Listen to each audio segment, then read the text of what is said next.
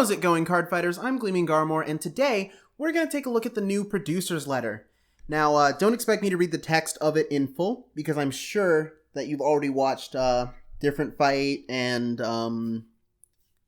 Vanguard Insider and all of those people's videos on the subject, because whenever I decide to make a news video, I always make it late on purpose, because I'm just like, oh man, I can't cover news immediately. That's Chris's job, whatever. Chris can do it, and if I have something to say about it, then I'll say it.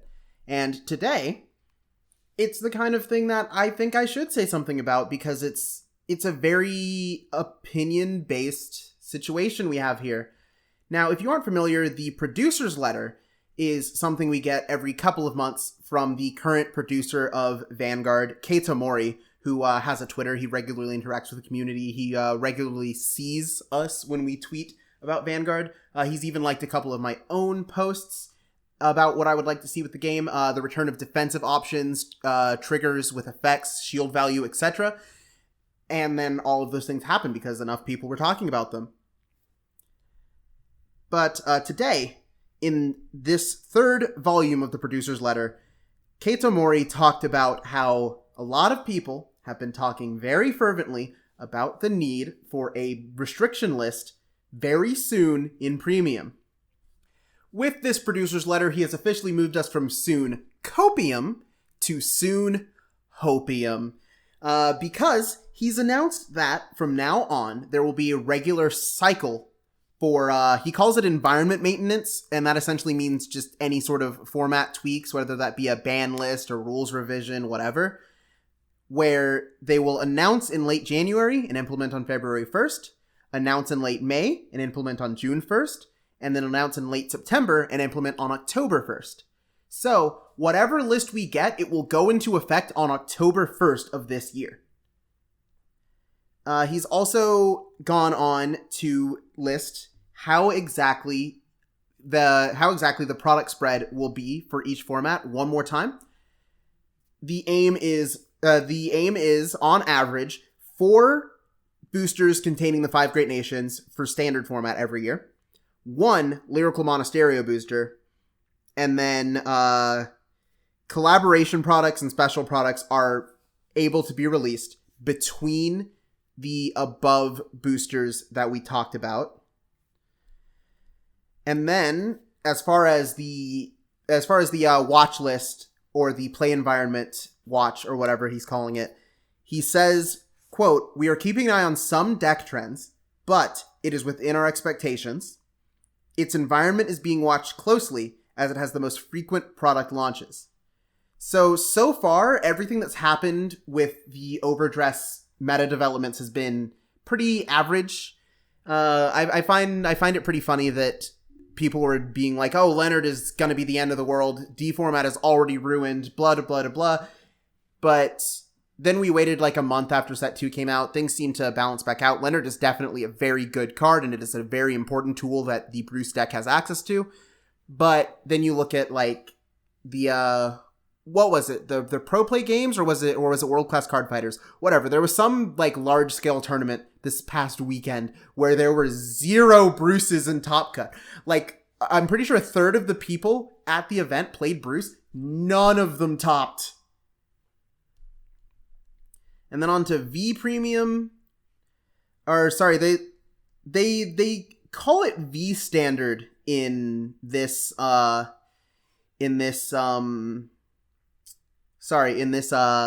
release. And they list that they want 2 24 clan packs per year. And again, they're keeping an eye on some decks, but it's all within expectations. And then they want 1 24 clan premium product per year, depending on circumstances, may focus on reprints. And then under play environment, they have, and this is a quote you're going to hear a lot for the next couple of days, "We have noticed a number of major issues." And I just find this statement to be downright hilarious, because it's true. There are a lot of major issues with Premium that could easily be solved with a restriction list. Things could... I actually have some hope in my heart that because they're referring to this as environment regulations or environment maintenance rather than simply restriction lists, that we could be looking at something like what Different Fight suggested a while ago of adding the ride deck to premium, but only allowing B-series cards within the ride deck. And that would allow a lot of different strategies to arise in the metagame. I would personally be really happy to play a premium Bastion Gold Paladin deck if that were the case. I think that would be a fun time. And then is there anything else that's in the letter itself that we want to talk about? They mention that they are going to at least keep an eye on what Heal Guardians are going to do to the premium format. They might even hit the premium. They might even hit Heal Guardians in premium before we get to play with them in English. I'm not sure.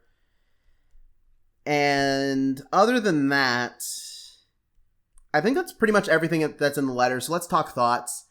I'm really glad that they bothered to give us, at the very least, some more concrete expectations for when and how formats would be maintained. They reassured one more time that they intend to keep supporting Premium, V, and Standard for the foreseeable future. A lot of people, especially when V first started, they were like, "Oh, Premium's just going to last a year." And now look at us, like 4 years later, Premium is still going. There's still a lot of Premium players where they're still addressing the Premium format and doing maintenance on it as needed. And I hope that the same goes for V series as we go into Overdress, because let's just be real. Everyone wanted to get out of V as soon as possible at the tail end of it being the standard regulation.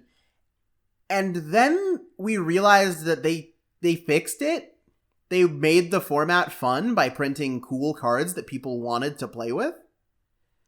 I myself have been testing with the Bluish Flame cards that released recently, and let me just tell you, Prominence Core gets better the more I play with it. Like, it genuinely just becomes a better card every time I resolve its effect. Anyway, I love the fact that they are so forthcoming with this information. It used to be very difficult to gain any sort of insight on what was going on in the world of Vanguard from the producer's perspective and from Bushiroad's perspective, because there just wasn't anybody from Bushi who would talk to us. They kind of had to use, like, sometimes Different Fight would have information, and they'd have to use him as, like, a kind of mouthpiece, but he's not really a mouthpiece. He's not exactly a spokesperson for Bushiroad. He doesn't work there. He's just somebody who likes the game a lot. He's like me. I just like to talk about this game. The difference is that he's done commentary for them a few times, and that's about it. Like, just because you are a commentator for Bushiroad doesn't mean that you are the best way to get information out of Bushiroad. That's not an attack on Chris. Chris, if you're watching this, that's great. You're doing amazing. But it's different from having these producers' letters, and I'm sure that he also understands that, and he understands where I'm coming from if he's watching this. Anyway, I'm not really sure what the ban list will look like. I hope that they will do something about the number of stand triggers you're allowed to run in a deck per chance. Maybe even maybe even just Valkyrian itself in premium. What else? What else is a problem in premium? I know a lot of people are like, yeah, infinite loops, whatever. Nue Dio is kind of just a disgusting card, and I don't know how it got printed. Nue Dio is just like, why would they print a quintuple Battledore skill on a card and think, this is okay to put out the door? I know this happened before the current design team took over, and I feel kind of bad that they have to pick up the slack of the last design team in that regard, but I sincerely hope they do something about either Hyuga or Nue Dio, like choice restrict them, maybe? So then you have to, like, actually work to have units with the same name on your board to Superior Stride Nue Dio? Whatever they do, I just hope it's good. and I'm likely going to keep playing the game in one format or another, even if Premium doesn't get better, because I was already enjoying Premium during the time of Springfest. So if there's a chance for Premium to get even better than it is now, oh god, I look forward to that a lot. That's enough out of me. I'll see you guys some other time.